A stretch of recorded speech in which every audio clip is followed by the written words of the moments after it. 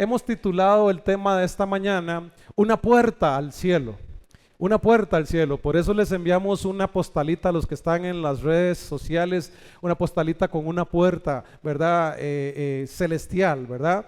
Y entonces dice Apocalipsis capítulo 4, verso 1, dice, después de esto, miré y he aquí una puerta abierta en el cielo, y la primera voz que oí como de trompeta hablando conmigo dijo, sube acá y yo te mostraré las cosas que sucederán después de estas.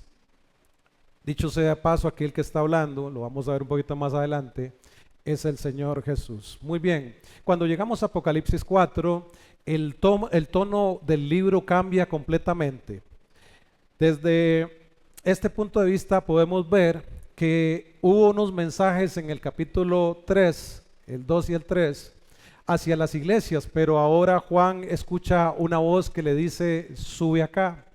Algunos estudiosos como Armando Alducin, John Waldworth, Tim LaHaye, Charles Riley, Dwight Pentecost, David Jeremiah,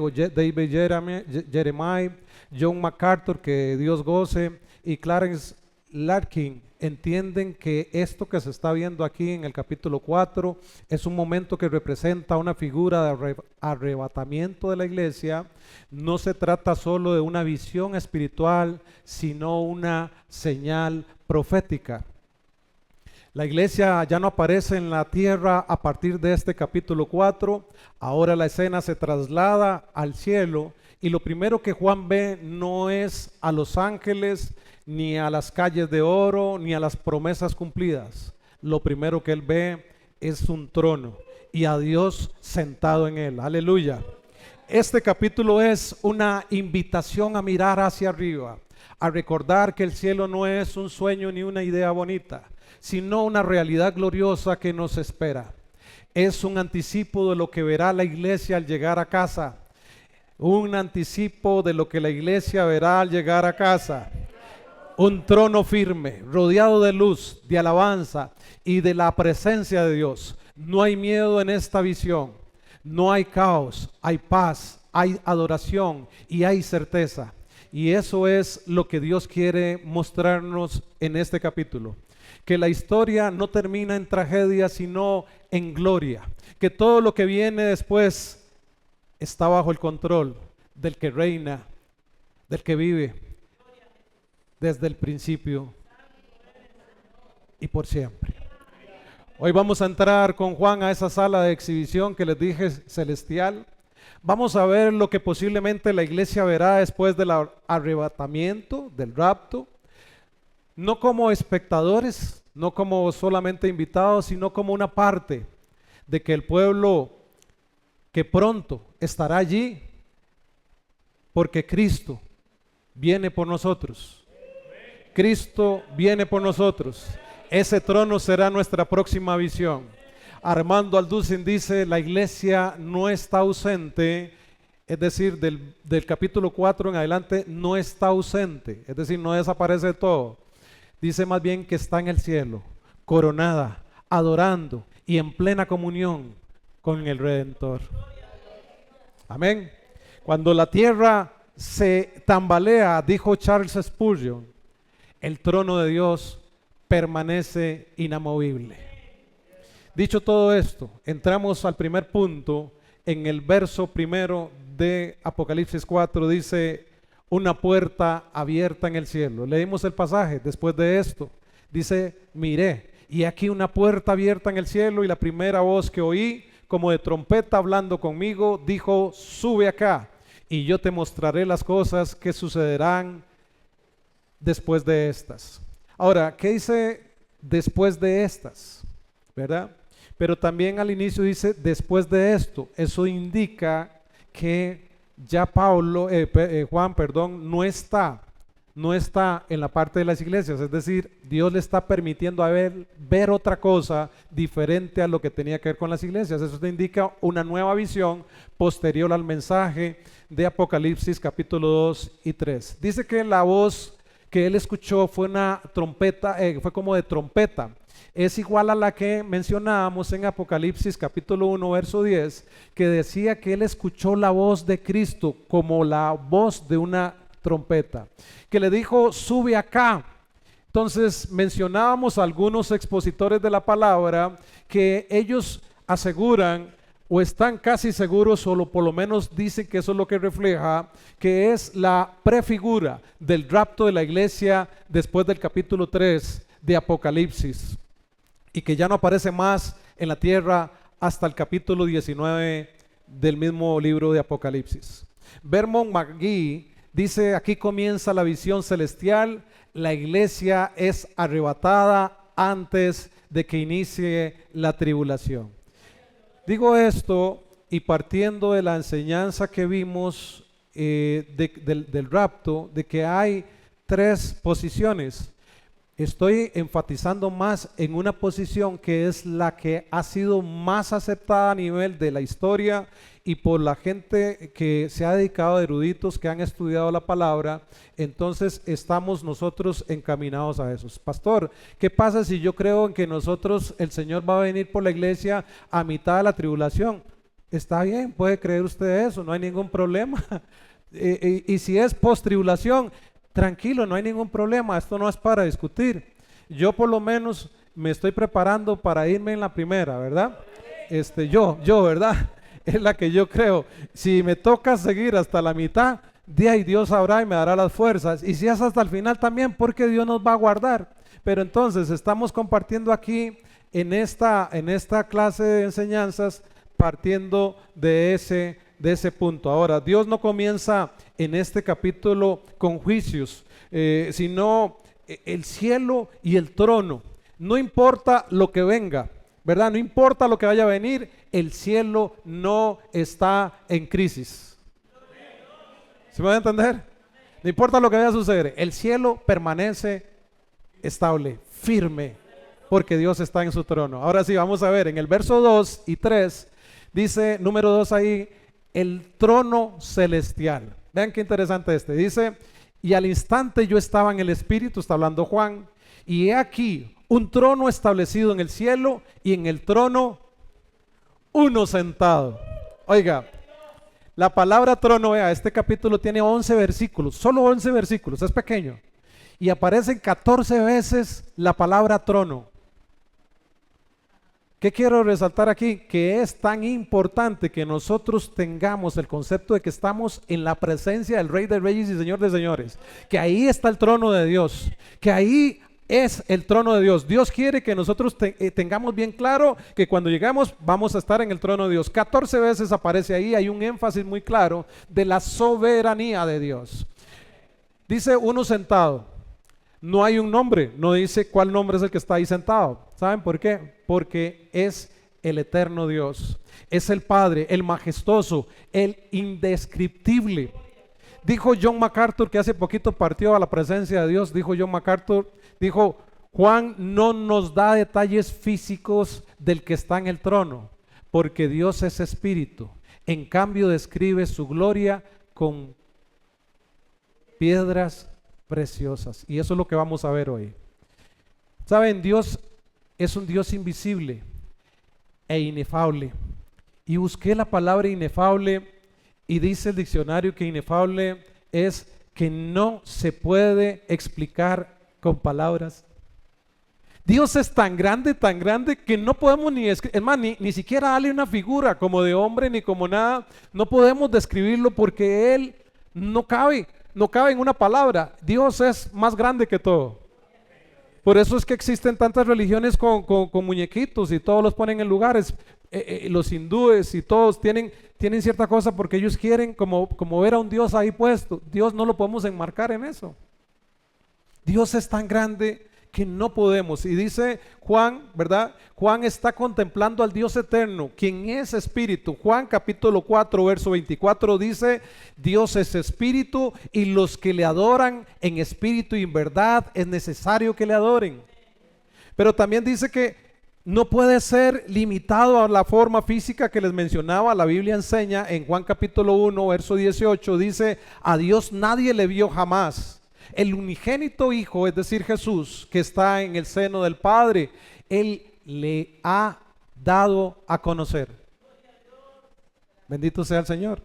Y Timoteo, 1 Timoteo 6:16 dice, el único que tiene inmortalidad, que habita en luz inaccesible, a quien ninguno de los hombres ha visto, ninguno de los hombres ha visto ni puede ver, al cual sea la honra y el imperio sempiterno. Amén. ¿Estamos de acuerdo con esto? O sea, Dios no lo podemos encasillar. Es tan así que nadie puede ver a Dios directamente, que el mismo Moisés en el capítulo 33 de Éxodo, en el verso 20 en adelante, dice que Moisés no vio al Señor, solo la espalda. Es que nosotros si viéramos, a veces ni siquiera, es más, yo mismo a veces digo yo, Señor, muéstrame tu gloria. Oiga, ni sé lo que estoy diciendo. ¿A alguien le ha pasado eso? Que está diciendo, Señor, muéstrame tu gloria. Así, una cosita así, caemos muertos nosotros. Pero nosotros en los corredores cristianos, en los atrios, hablamos de la gloria de Dios, ¿verdad? Pero muchas veces no tenemos claro eso. Pero bueno, estamos aprendiendo acerca de esto. Entonces, por tanto, a Juan no le interesa dar una forma concreta, más bien de Dios, sino que recurre al lenguaje simbólico, y es por eso que en Apocalipsis 4:3, que es el que estamos viendo ahorita, el verso, dice, y el aspecto del que estaba sentado era semejante a piedra de jaspe y de cornalina, y había alrededor del trono un arco iris semejante en aspecto a la esmeralda. Ahora, ¿qué era el jaspe y la cornalina que menciona aquí? Representan la santidad, ¿verdad? Pero también la justicia. Ahora, ¿qué es el jaspe? Descripción física del jaspe. Aunque hoy el jaspe es opaco, ¿verdad? Hoy es opaco y de varios colores. En los tiempos bíblicos probablemente hacía referencia a una piedra preciosa, translúcida, transparente, probablemente similar al diamante o al cuarzo cristalino. ¿Sí? Eso era lo que hacía mención ahí. Tiene un simbolismo bíblico, ¿verdad? Según Apocalipsis capítulo 21, verso 11, se dice que el jaspe tenía un brillo como el cristal, representando pureza, gloria y santidad divina. Pero también hemos visto que el traje, los ornamentos que usaba el sumo sacerdote, tenía acá piedras preciosas, tenía piedras preciosas, ¿verdad? Según el capítulo de Éxodo 28:20, dice que en el efod, ¿verdad? Tenía ahí en el pectoral, tenía un cuadrito de 22 centímetros por 22, era cuadradito, y tenía varias piedrecitas, todas eran pegadas con oro, es decir, para que no hubiera diferencia unos de otros, ¿verdad? Porque representaban las tribus de Israel, ¿verdad? Entonces ahí también representa al sumo sacerdote. Vean lo que estamos viendo aquí, ¿verdad? Entonces el jaspe refleja la majestad, la pureza y el esplendor de Dios. Ahora, ¿qué es la cornalina? Dice que es una piedra de color rojo intenso, similar al rubí o a la sangre. Esto representa juicio, redención y sacrificio, ¿verdad?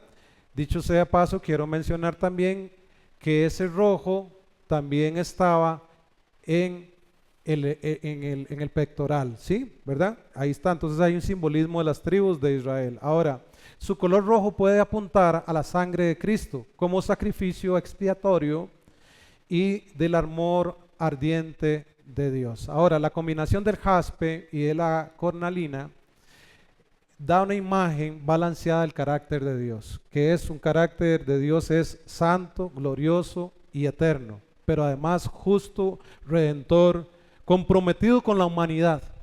Eso significa estos colores que estaban allí. Ahora, ¿quién estaba sentado en el trono? Dios, pero el Dios Padre, ¿verdad? No solamente Dios es un Dios glorioso y majestuoso, sino también misericordioso y redentor. Esta combinación de figuras en el mensaje de Apocalipsis dice que hay juicio y esperanza. Vean que es como, ¿verdad? Hay juicio, pero también hay esperanza. Hay justicia, pero también hay gracia. ¿Ven? No hay que tener temor. Dígale que está al lado, no hay que tener temor. Hay juicio, pero hay esperanza. Si usted se acerca al Señor, usted va a encontrar juicio y esperanza, pero también va a encontrar justicia y gracia. La justicia, ¿qué tira, verdad? La justicia, si no fuera por Cristo, la justicia dice que la justicia lo que dicta es que cada quien se le da lo que merece. No lo que necesita, sino lo que merece, ¿ah? Pero la gracia es la que nos cubre. La gracia hace que no recibamos lo que merecemos, sino lo que necesitamos. Y lo que necesitamos es el perdón de Dios, lo que necesitamos es que Dios nos ame, lo que necesitamos es que Dios a través de su Hijo Jesús nos permita ir al cielo de Él. Amén. Entonces, algunos comentaristas, menciono aquí el ya extinto, desaparecido hace poco, John MacArthur dice: el jaspe simboliza la luz gloriosa de la santidad divina, mientras que la cornalina representa el juicio ardiente. Esta visión subraya, dice, tanto la majestad como la severidad de Dios, del Dios que está a punto de derramar su justicia sobre la tierra. Y William Barclay dice: la imagen del jaspe y de la cornalina evoca la plenitud del carácter divino. Dios no solamente es puro y resplandeciente como la luz, sino también ardiente en celo por la justicia, pero también por la redención. Amén. Ven qué lindo que es eso. Ahora, dicen que también ahí había en el trono, es que yo no sé si usted se lo está imaginando, pero yo me lo imagino todo, ¿verdad? Inclusive ahora el video que estamos viendo, vemos tantas cosas bonitas allá que uno dice: uy, qué chiva, ¿verdad? Yo diría, qué chiva estar allá en el cielo ya, ¿verdad? Y ver todas esas cosas, porque además no va a haber calor, ya no tenemos que soplar, no va a haber calor, no va a haber tampoco frío, ya no tenemos que comprar almuerzos, porque no va a haber hambre tampoco, yo creo, ¿verdad? No va a haber sueño, no va a haber cansancio, ya no va a haber aquella, ¿verdad? La yayay, ¿verdad? Que está uno así, ¿verdad, Marlon? Todo eso se va a ir, va a desaparecer. Entonces yo me imagino todo esto y quisiera estar en ese lugar. Dice que ven arco iris alrededor del trono, semejante a la esmeralda, ¿verdad? Esto nos puede remontar a Génesis capítulo 9, verso 13, donde está el pacto de misericordia de Dios con el arco iris. Pero a diferencia del arco iris que vimos ahí y que usualmente vemos que es multicolor, este era uno muy diferente. Dice que era verde. La esmeralda es una piedra preciosa de un color verde intenso, a diferencia del arco iris que mencionaba de Génesis. Aquí Juan observa un arco con un matiz predominante de verde, semejante a la esmeralda. Esto nos llama la atención, ¿por qué? Porque hay un simbolismo ahí también de vida y esperanza. El color verde en la Biblia frecuentemente representa vida, renuevo y esperanza. Y en medio del juicio que viene de Apocalipsis, Dios muestra que su trono sigue siendo un lugar de esperanza y de misericordia. ¿Ve lo importante que es? Es importante entender esto para nosotros, pero es importante además entenderlo para la gente que todavía no conoce de Dios. Lo que estamos compartiendo aquí es para que no nos lo tengamos nosotros. Esto no es un tesoro que tengamos que guardar, más bien es un tesoro que tenemos que abrir para que muchos otros vayan también al cielo. Amén. Ok, dice William Barclay, dice que el verde es un color calmante y tranquilizador. Algunos necesitamos inclusive hasta un cuarto con el color verde para tranquilizarnos un poco, ¿verdad? Por lo tanto, simboliza que incluso el trono de Dios, aunque majestuoso y poderoso, también comunica paz al que se acerca a Él a través de Cristo. Y es que nosotros como creyentes deberíamos de tener paz y tranquilidad. ¿Cuántos le tienen miedo a la muerte? Ninguno, aquí todos pura paz.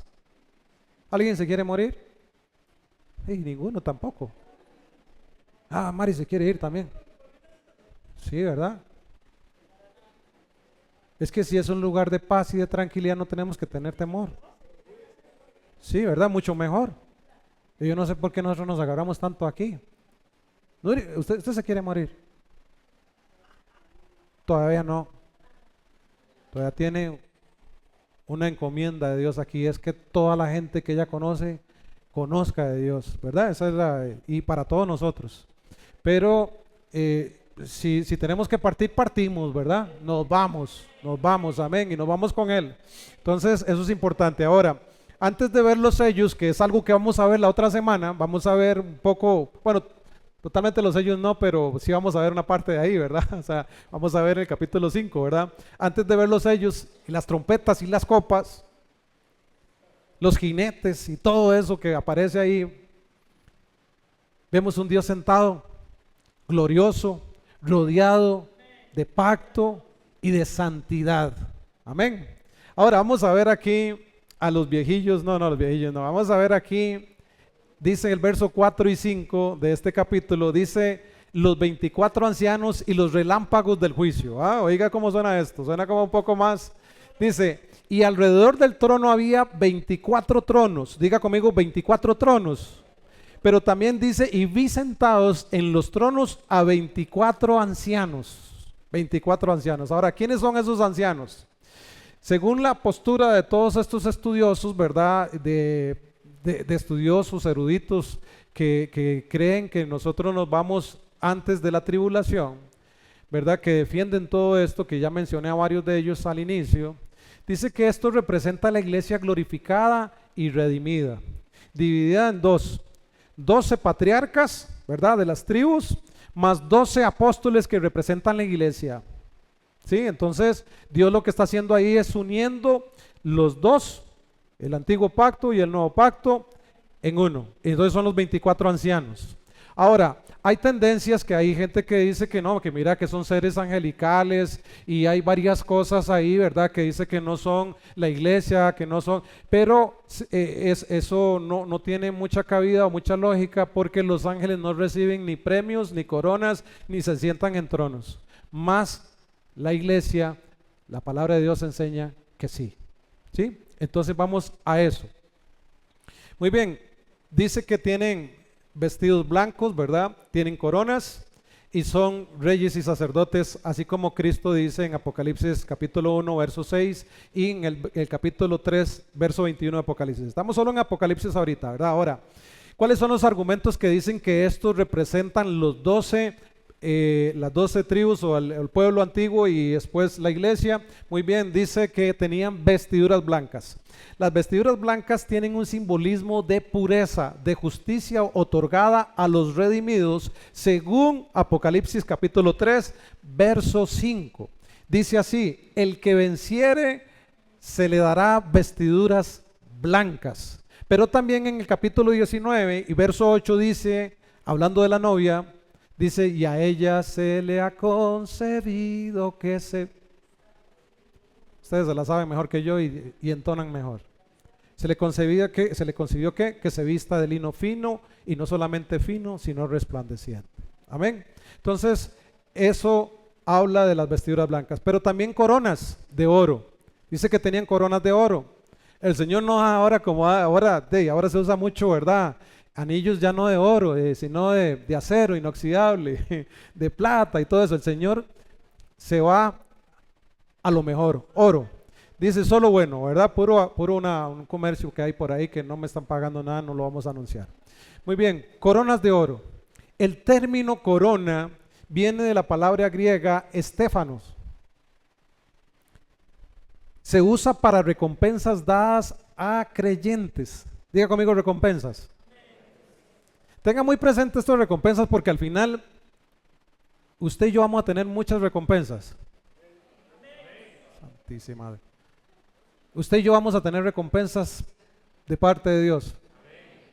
Ok, y si no, empieza a trabajar por esas recompensas porque le voy a decir que es lo más lindo. Al final le voy a decir que es lo más lindo de tener esas recompensas. Al final se lo voy a decir. Dice que tenían coronas de oro. Segunda Timoteo capítulo 4 verso 8 dice, por lo demás me está guardada, Pablo está hablando aquí, dice, la corona de justicia, la cual me dará el Señor juez justo. La corona de justicia. Pero también en Apocalipsis capítulo 2 verso 10, el Señor hablándole a las iglesias dice, sé fiel hasta la muerte. ¿Hasta cuándo? Hasta la muerte. Y dice, y yo te daré la corona de la vida. Es decir, que si nosotros llegamos hasta el final, el Señor va a venir y nos va a llamar, Dani, venga para ver. ¡Uf! Parece una pantalla grande y sale todo lo que Dani ha hecho para condenarlo. ¿Para qué? Para recompensarlo. ¿Ve la diferencia? ¿Se imagina que saque una pantalla para ver todas las cosas malas y todo y condenarnos? Yo, qué miedo, yo mejor no, que me quedo aquí.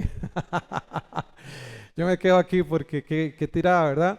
Pero dice que el Señor nos va a llamar a su presencia para darnos. Ahora, vean también y noten que en el pasaje que leímos dice que ya están entronizados, es decir, ellos están ya en un trono. Indica que su juicio ha sido completo, ya lo completaron, algo coherente con lo que la palabra de Dios dice de la iglesia raptada, ¿verdad? Y recompensada, según 2 Corintios capítulo 5, verso 10, dice, porque es necesario, está hablando Pablo, es necesario que todos nosotros comparezcamos ante el tribunal de Cristo para que cada uno reciba según lo que haya hecho mientras estaba en el cuerpo, sea bueno o malo. ¿Sí me voy a entender? Matthew Henry, que es un escritor, es un hombre muy reconocido, tiene comentarios bíblicos y todo, dijo, los 24 ancianos son símbolo del pueblo de Dios reinando con él. Ya no están perseguidos, sino coronados. ¿Ven qué interesante? ¿Cuántos quieren estar coronados con el Señor? Amén, gloria a Dios. Muy bien, ahora vamos avanzando porque tengo que avanzar. Número 4, vamos a ver ahí que se menciona de un mar y de un candelabro, de algunas, de alguna figura de candelabro allí que dice que es el Espíritu. Leo para ustedes en el verso 5, dice, y del trono salían relámpagos y truenos, esta ya la oímos, ¿verdad? Dice relámpagos y truenos, y delante del trono ardían 7 lámparas de fuego, los cuales son los 7 espíritus de Dios. Ahorita vamos a ver un poquito de eso. Y en el verso 6 dice, y delante del trono había como un mar de vidrio semejante al cristal. Y junto al trono y alrededor del trono, 4 seres vivientes llenos de ojos delante y detrás. Oiga, qué impresionante que es esto. Yo les comenté la otra vez que había visto una figura hecha seguro con, tiene que ser así, ¿verdad? Con la inteligencia artificial, ¿verdad? Entonces, con ruedas, unas ruedas, y alrededor de todo eso era un ser como este que está mencionando ahí, que ahorita lo vamos a ver. Tenía un montón de ojos. Un montón de ojos. Vieras qué miedo me daba con eso, Dios, ese cosa, porque uno se imagina, a uno le pintan los ángeles y todo, ¿verdad? Usted va a cualquier lugar donde adoran a los ángeles también, ¿verdad?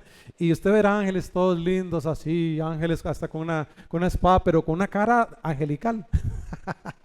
Pero la Biblia no menciona que son así.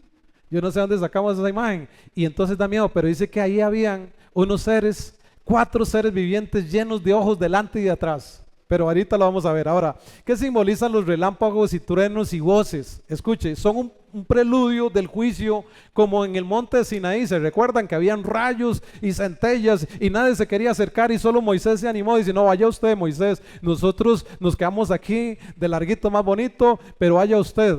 Eso simboliza que viene un juicio más adelante, representación del juicio y la autoridad divina. Muchos coinciden en que esta frase es una prefigura de los juicios venideros que se desarrollan a partir del capítulo 6 en adelante. John MacArthur dice que estos fenómenos anuncian el juicio que está por desatarse, sobre la tierra como preludio de lo que está por venir. Y Charles Ryrie dice, él sostiene que estas señales apuntan a la majestuosidad divina y el poder con el que Dios intervendrá en la historia humana. Qué miedo es escuchar a Dios así de fuerte, ¿verdad? ¿Cuántos quieren escuchar a Dios así de fuerte? Yo no me animo, pero dice que algo ha sucedido ahora. Vean qué interesante esta parte. Voy a tomar un poquito de agua.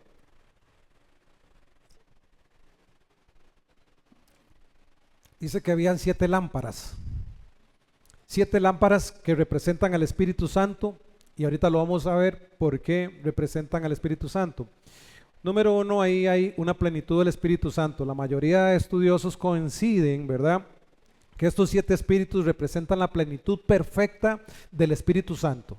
No son varios espíritus, son así como aquel y aquel, no, es la plenitud, es todos en uno solo. ¿sí? Pero las cualidades del Espíritu Santo. También hay una conexión con lo que dice Isaías capítulo 11, verso 2, ¿verdad? Ese capítulo 11, verso 2, habla de las 7 formas que tiene el Espíritu, ¿verdad? Hay 7. En un momento yo dije, mira, me falta uno, porque me puse a contarlos, ¿verdad? Las 7, pero una es el Espíritu de Jehová, porque aparecen 7 ahí en el verso 2 de Isaías 11, dice Espíritu de sabiduría, 1, de inteligencia, 2, Espíritu de consejo, 3, de poder, 4, Espíritu de conocimiento, 5, y Espíritu de temor a Jehová, 6, ¿verdad? Y falta uno, pero el otro es el Espíritu de Jehová mismo. Y la palabra de Dios dice, y reposará sobre él el Espíritu de Jehová. ¿Sí? Son 7. Entonces es la plenitud de eso. Ahora, a esto se le suma ese Espíritu de Jehová para que hagan toda la plenitud de 7. Ahora, hay una manifestación en forma de lámparas de fuego en este pasaje que tiene que ver con el candelabro que existía tanto en el tabernáculo como en el templo, ¿verdad? Dice que ahí había un candelabro que tenía, todos lo han visto, ¿verdad? Los judíos lo usan mucho, tienen 7 brazos, 3 y 3 y uno en el centro. Ahí está, ok, ahí está, míralo. Ese se llama menorá. Menorá es el nombre de ese candelabro, ¿verdad? Y existía tanto en el tabernáculo como en el templo, ¿verdad? Entonces eso muestra o nos da a entender que el Espíritu Santo es el que alumbra, guía y purifica. Ahora, en el templo traía luz, porque eso lo ponían en el lugar santo, ¿verdad? Traía luz, entonces representa la presencia divina y la luz espiritual que viene de Dios, pero también la revelación ilumina el lugar santo, simbolizando cómo la revelación de Dios guía a su pueblo. Pero también hay un simbolismo ahí con el número 7, ¿verdad? Que es un número de perfección, símbolo de plenitud además. Muy bien. Entonces, así como la menorá iluminaba el tabernáculo, los 7 espíritus, ¿verdad? Hablando del Espíritu Santo y la plenitud de él, iluminan la realidad celestial y la voluntad de Dios. La menorá se convierte en este caso una figura del Espíritu Santo, ¿verdad? Y cápteme en esto, hay muchas cosas que son simbolismo acá en la tierra de cosas que están en el cielo. No siempre es así, pero hay cosas que están en el cielo que el Señor permitía que estuvieran acá, como los querubines también allá en el arca y todo eso, ¿verdad? Porque alrededor de ellos ya vimos que habían querubines, ahorita lo vamos a ver más adelante, que habían querubines y seres angelicales en el trono de Dios. Muy bien, entonces ahí tengo varias frases de algunos, pero por cuestión de tiempo no las vamos a leer. Bueno, voy a leer una. Dice, enseña esto de la menorá o esa figura de las lámparas, enseña que estos 7 espíritus son los 7 atributos del Espíritu de Dios, mencionados como los dije en Isaías capítulo 11, verso 2. Y que su presencia aquí confirma que el Espíritu Santo, escuchen qué lindo esto, por eso estoy leyendo esta. El Espíritu Santo sigue activo en el cielo durante la consumación de los tiempos. Es decir, el Espíritu Santo no desaparece. El Espíritu Santo está ahí operando y moviéndose. Ahora, dice que había un mar de vidrio. Esto simboliza pureza, transparencia, paz, santidad en la presencia de Dios. Pero también se recuerdan que en el templo y en el tabernáculo existía un mar, decían, de bronce. ¿Se recuerdan? ¿Sí se recuerdan? ¿Alguien ha leído esa parte? ¿Sí? Y si no, los animo para que lo lean. Sí, dice que había un mar de bronce. Ese mar de bronce servía ¿para qué? Para que los sumos sacerdotes y los sacerdotes, los que entraban a ministrar, se purificaran. Por eso en algunas iglesias que entramos hoy en día, que no son las cristianas, usted se encontrará como una pila donde usted mete la mano y hace algunos movimientos y se santifica para entrar. Porque ellos toman ciertas imágenes de lo que es acá. Ahora, nosotros podemos decir, mira, de qué relajo esta gente con eso, ¿verdad? Pero si nos basamos a cosas simbólicas, en cosas simbólicas está mejor que nosotros. No estoy diciendo que lo hagamos, ¿sí? Pero en cosas simbólicas ellos guardan ciertas cosas, ¿sí? Ajá. ¿Cómo dice? Sí, sí, ya todos ahí se pongan, ¿por qué no ponemos una ducha cuando entramos? No, no, no, eso no. Muy bien, entonces, eso hay un simbolismo ahí. Hay un simbolismo. Aquí no vamos a poner duchas para que nadie se purifique. Por favor, purifíquese en su casa. Sí, por favor. Entonces, recordamos eso que estaba pasando ahí. Ahora, ve qué interesante es esto. Se usaba para purificar. Entonces, ahí también podemos ver una figura, ¿verdad? De santidad y pureza requeridas para usted y para mí, para poder ir al cielo. ¿Sí? Había un mar de bronce donde se purificaban y aquí hay un mar. No estoy diciendo, ¿verdad? Con esto que tiene que ser así, que esto es, no, estoy diciendo que podría haber una figura ahí donde nosotros, y eso sí ya no es una figura, sin santidad nadie verá a Dios. Eso no es una figura, ni se le va a quitar con agua, para que sepa. O sea, eso no se quita con agua, eso se quita con buscar de Dios, con consagrarse a Dios, eso con agua no se quita. Por más que se bañe 3 veces al día. ¿Verdad? Dice número 5. Los 4 seres vivientes adorando. Vean qué interesante aquí. Esto se pone cada vez mejor, ¿verdad? Dice, delante del trono había como un mar de vidrio, que fue lo que leímos, semejante al cristal. Y junto al trono y alrededor del trono, 4 seres, dice que junto al trono y alrededor del trono. Vean que aquí está la parte de los querubines y todos estos seres angelicales. Dice 4 seres vivientes llenos de ojos delante y detrás. El primer ser viviente era semejante a un león. Era semejante a un león, semejante. El segundo era semejante a un becerro o a un buey. El tercero tenía rostro como de hombre. Y el cuarto era semejante a un águila volando. Y los 4 seres vivientes tenían cada uno 6 alas.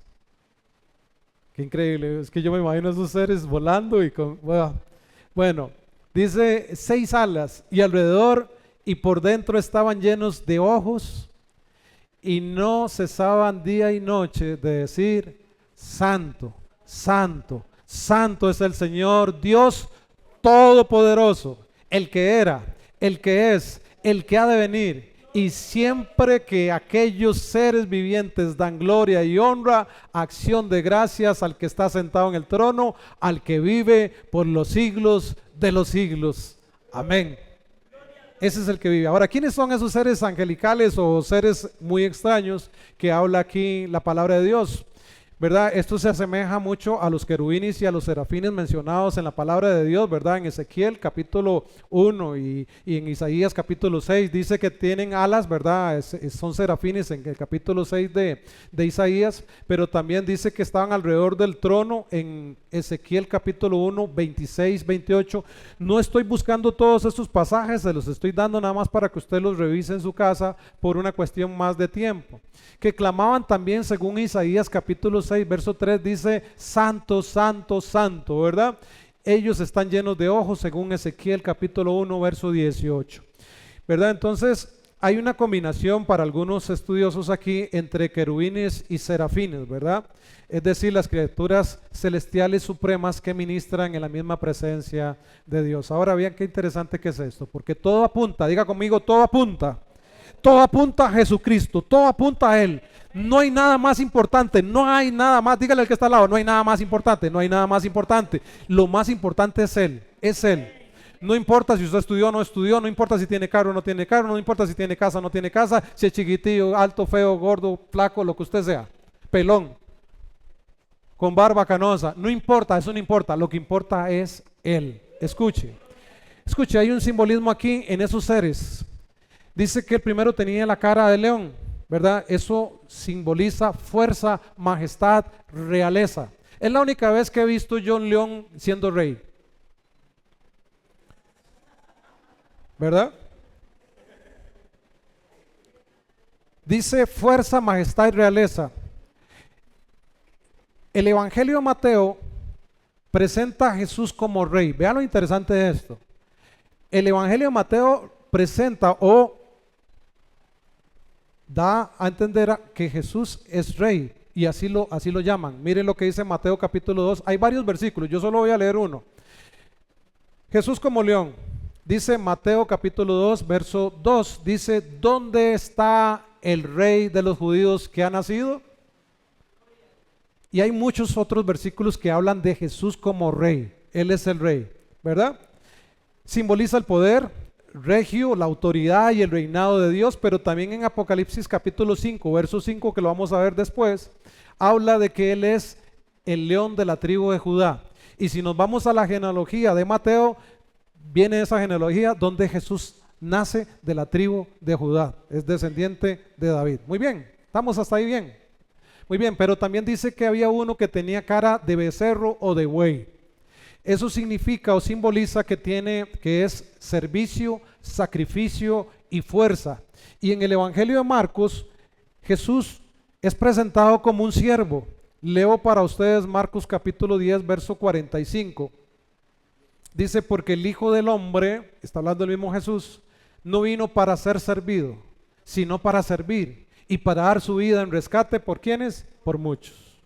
Entonces representa el trabajo, la perseverancia y la disposición a servir, pero también evoca el sacrificio. El becerro era necesario que fuera sacrificado simbólicamente para que fueran limpios todos aquellos en el Antiguo Testamento. Pero el Cordero de Dios, Jesucristo, el puro, sin mancha, sin mácula, delante de Dios, el perfecto, el que no fue probado en todo pero no falló, Jesús vino a morir, vino a ser sacrificado por usted y por mí. ¿Ven el significado de todo esto? Pero dice también que había uno con cara como de hombre. Eso significa inteligencia, significa razón y relación. Y Jesús es presentado en el Evangelio de Lucas como hombre. Lucas capítulo 19, verso 10 dice, porque el Hijo del Hombre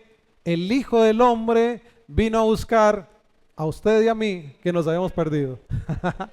Sí, aleluya, amén. ¿Cuántos están contentos? Yo estoy muy feliz cada vez que puedo en esto, me pongo muy feliz porque veo todo tiene mucho sentido ahora de cosas que no entendíamos. Simboliza el aspecto racional, emocional y relacional de Dios.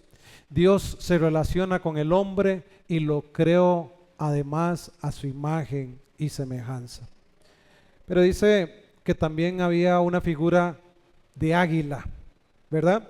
El águila es un animal veloz que se eleva más que cualquiera. Es más, dicen que las águilas a veces toman una culebra y la culebra y todo el asunto, y lo que hacen ellos es elevarse para que allá en el aire, donde ya la culebra no resiste, la sueltan, la culebra no puede hacer nada allá. ¿Sí? ¿Saben qué tenemos que hacer usted y yo? Esto no está ahí, pero se lo voy a decir. Cuando hayan ratillas, cosas que se lo quieran a usted traer abajo, elévese espiritualmente y usted va a ver cómo se suelta todo eso de usted, porque cuando estamos más cerca de Dios, todas esas cosas que vienen a nuestra vida a mortificarnos y hacernos la vida imposible van a desaparecer. Velocidad, visión, también lo ponen como algo como visión. Yo estoy buscando ahí porque el águila según se creía era el único ser que podía volar hacia el mismo sol, en dirección al sol, y no era afectado. Parece que tenían doble párpado, entonces cerraban una y podía seguir viendo y el otro, sí me va a entender, como una cortina, sí, como que usted se ponga sus lentes y usted puede ver mejor, algo así. Entonces el águila además tenía visión. Entonces representa a Jesús también según Juan. Hay varios versículos, pero yo voy a leerle solo uno, ¿verdad? Juan lo presenta a Jesús como un Dios exaltado. Dice Juan capítulo 8, verso 58, antes que Abraham fuese, yo soy. Y hay muchos otros versículos que hablan en el Evangelio de Juan acerca de Jesús, ¿verdad? Como al inicio que dice, en el principio era el verbo y todo lo que usted ya sabe. Simboliza la capacidad de elevarse por encima de todo. Jesús tiene la capacidad sobre todo, además a él se le dio un nombre que es sobre todo nombre. ¿Sí? Entonces habla de esto y de ver con perseverancia, con perspectiva, espiritual. También representa el juicio y la protección divina, ¿verdad? Según Deuteronomio capítulo 32, verso 11, habla de esto. Ahora, lo interesante de todo esto es que Ezequiel en el capítulo 1 y verso 10 en adelante, él tuvo una visión. Vean qué interesante que es esto para nosotros. Usted y yo hoy tenemos la bendición de poder comprender muchas cosas. Hubo gente que Dios le dio una palabra, inclusive profética, y que en el momento en que se la dieron ni siquiera entendían qué es lo que estaban escribiendo. Imagínense que a Ezequiel le dieron eso y se murió y ni sabía qué era lo que estaba pasando, ¿verdad? Porque escuchen lo que dice Ezequiel, capítulo 1, verso 10, dice, y el aspecto de sus caras, él estaba teniendo una visión, ¿verdad? Y dice, el aspecto de sus caras era, miren, rostro de hombre, rostro de león, rostro de buey y rostro de águila. Ah, usted no me está confiando en esta mañana. O sea, miles de años, tiempos antiguos, el Señor estaba revelando lo que había de venir. Y es por eso que nosotros sí tenemos bases sólidas para que cuando alguien venga y nos diga, no existe Dios, no, eso es pura... Porque la historia además, no solamente en un libro, eso lo puede escribir cualquiera. No, la historia dice que esto existió en un momento dado y que se escribió y los años y toda la gente que conoce eso lo puede corroborar. Amén. Entonces ve qué interesante que es esto. Avanzo. Dice también que en el pasaje estos seres decían santo, santo, santo. 3 veces santo, triple santo, ¿verdad? Esto tiene que ver con una santidad completa y perfecta.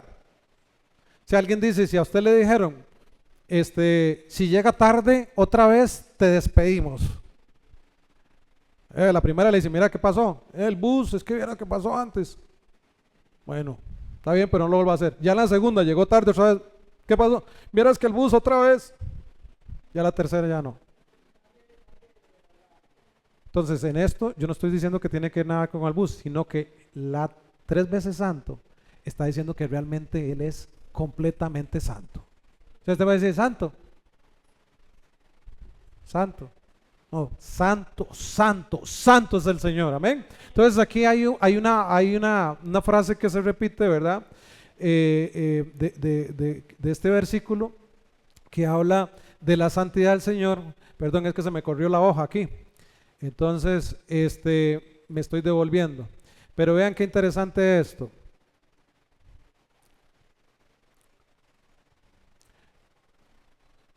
Hay aquí una frase, una palabra que se conoce, que la usan las iglesias ortodoxas, además, y nosotros como creyentes también la usamos sin darnos cuenta, ¿verdad? Que se llama trisagio, que viene del griego, 3 veces, ¿verdad?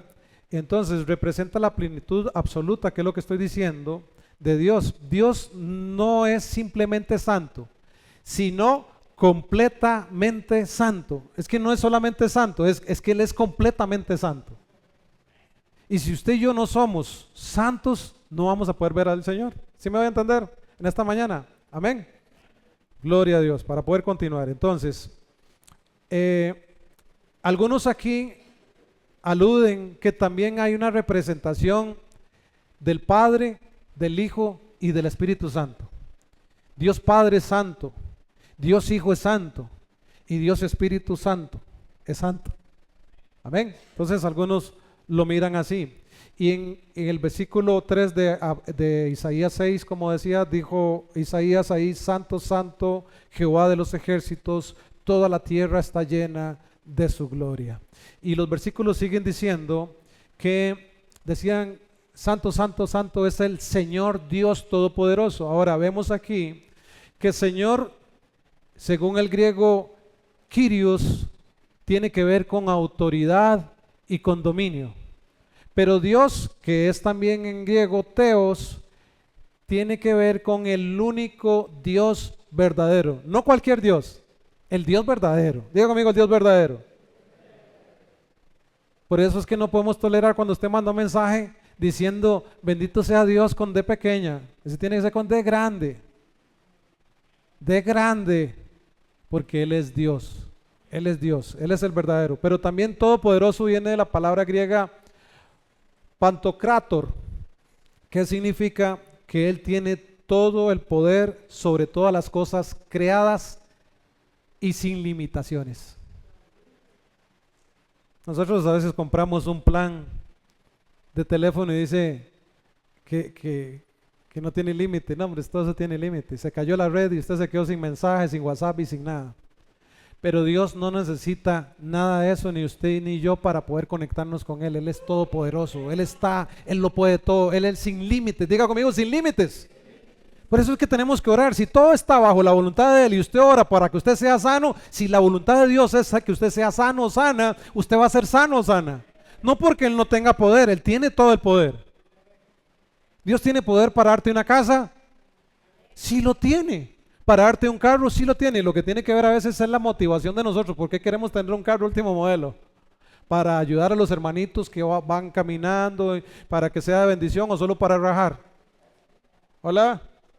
¿Para qué queremos tener una super casa grandota con un montón de habitaciones y todo lo que quiera tener, nada más para rajar, para que sea la mejor casa en Sarchí? Sí, cuando es la voluntad de Dios, Dios puede hacerlo. Dios es todopoderoso. Amén. La santidad es el atributo que corona a todas las demás. Sin ella, quiero decirte, amado y amada, no podemos ver a Dios. Vamos avanzando. Número 6, vemos ahí una adoración celestial. ¿Se recuerdan que les dije que nos iban a dar coronas? Y en este pasaje tenemos que entregarlas, pero no porque nos la pide, la vamos a dar porque tenemos que darle lo mejor al Señor. Qué lindo que es presentarse al Señor y poder darle algo, ¿verdad? Ya no como aquel canto que dice, no tengo nada que darte. No.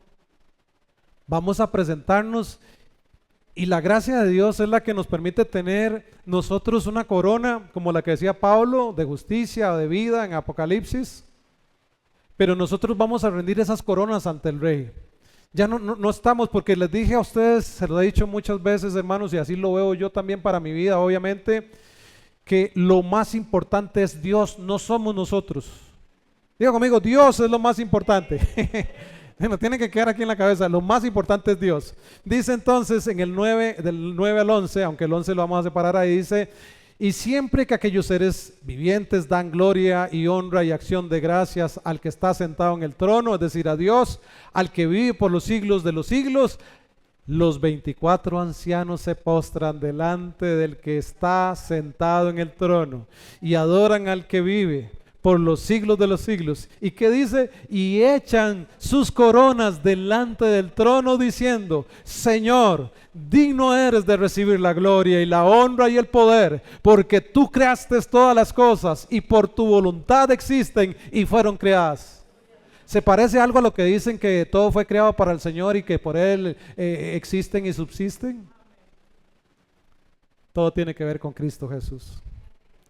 Ahora los ancianos responden, como les decía, de una forma postrándose, porque es la forma de adorar más, es rendirnos, es tirarnos al suelo. Además es la posición en la que más vulnerables somos. Si yo vengo aquí a donde está Dani y voy a hacerle a pegarle un golpe, aunque no puedo hacer mucho movimiento todavía, pero hago aquí así, por lo menos él hace quitárselo, ¿verdad? Haga quitárselo, Dani.